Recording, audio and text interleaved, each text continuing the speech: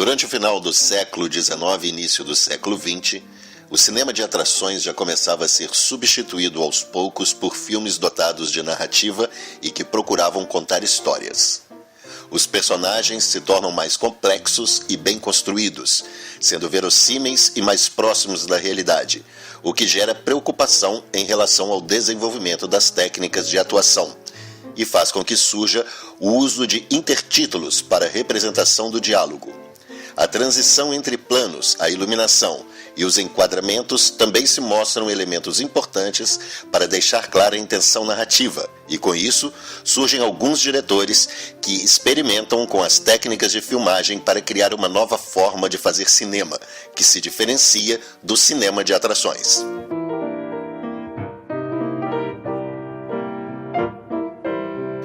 Georges Méliès foi um ilusionista e cineasta francês que revolucionou o cinema com suas experiências para a criação de efeitos especiais.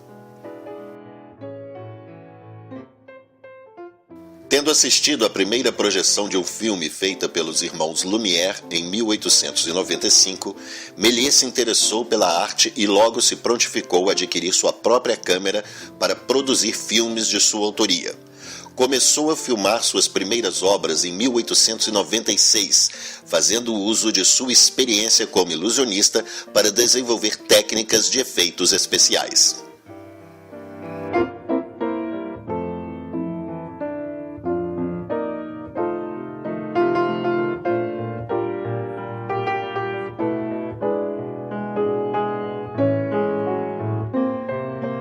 Méliès criou a técnica do stop action,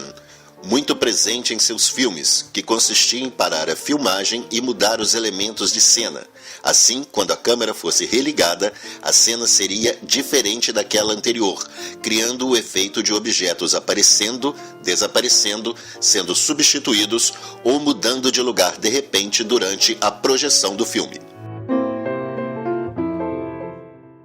Suas experimentações com a múltipla exposição tornavam possível a encenação de vários eventos que aconteceriam simultaneamente, mas que foram filmados em tempos diferentes, como é visto em seu filme The One Man Band, A Banda de um Homem Só, de 1900, onde Méliès interpreta 7 personagens diferentes ao mesmo tempo.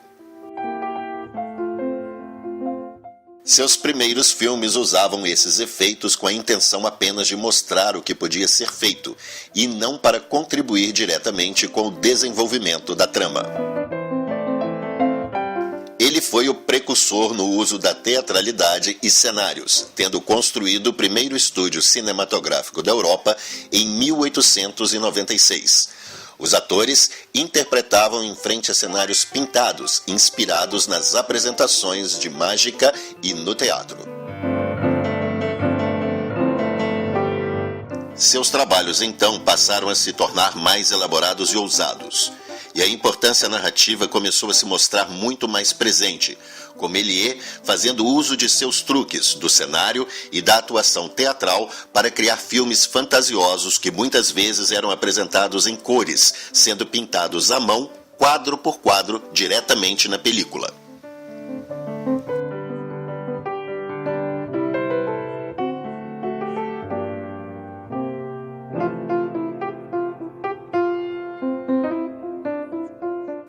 Porter foi um diretor norte-americano que ficou conhecido por dirigir vários filmes para o Edison Studios, de Thomas Edison.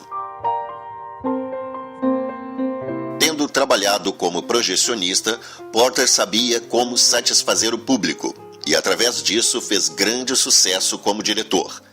Ele buscava usar o trabalho de outros diretores e aperfeiçoá-los ao criar seus próprios métodos de filmagem.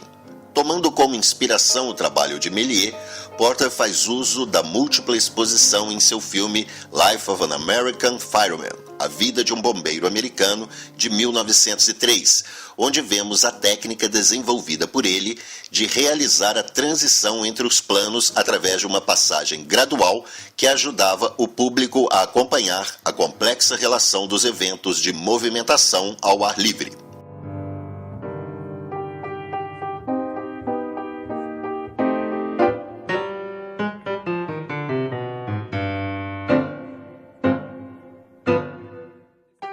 experimentação com a montagem é evidente nos filmes de Porter, onde ele faz uso de planos que criam relação de tempo e causa, usando, por exemplo, o plano elipse, para mostrar ações que ocorrem algum tempo depois do plano anterior, inovando a relação sequencial dos filmes feitos até o momento.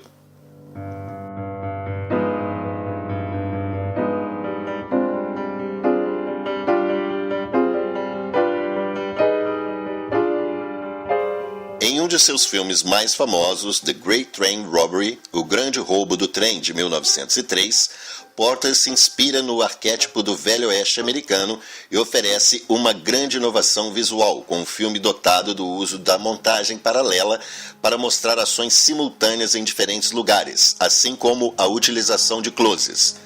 O filme se mostra um grande sucesso e fica conhecido como o primeiro do gênero western.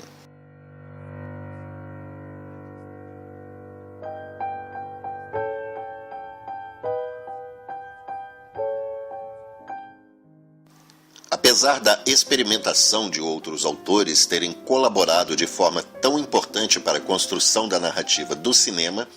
foi David Griffith, diretor norte-americano, que ficou conhecido por ter afirmado a linguagem cinematográfica e que é tradicionalmente referido como o criador do cinema clássico, sendo The Birth of a Nation, O Nascimento de uma Nação, de 1915, o primeiro longa-metragem da história com mais de 1 hora de duração. Mesmo as técnicas tendo sido inventadas anteriormente já estarem sendo usadas, foi Griffith que percebeu como elas poderiam ser desenvolvidas e melhor exploradas para a criação de uma narrativa mais expressiva.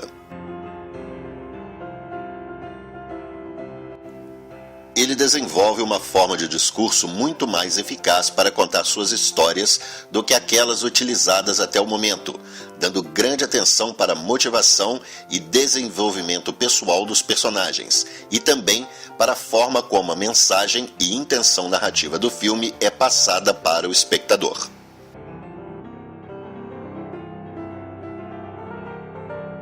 Fazendo uso da montagem paralela, ele é capaz, através do aumento do número de planos e transição entre eles, de criar uma sensação clara de suspense e emoção, além de utilizá-la para apresentar contrastes entre elementos opostos.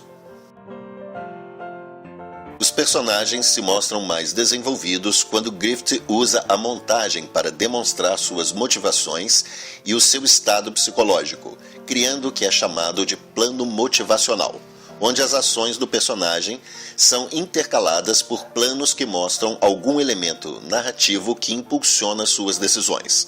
O uso de closes e da montagem analítica serve para comunicar as emoções do personagem através do foco nas expressões dos atores. A continuidade é guiada pelo cineasta para aumentar o fator dramático e controlar a relação entre as ações para levar o espectador a julgamentos morais. Desta forma, Griffith cria uma linguagem narrativa que viria a servir como base para o desenvolvimento do cinema como é conhecido hoje.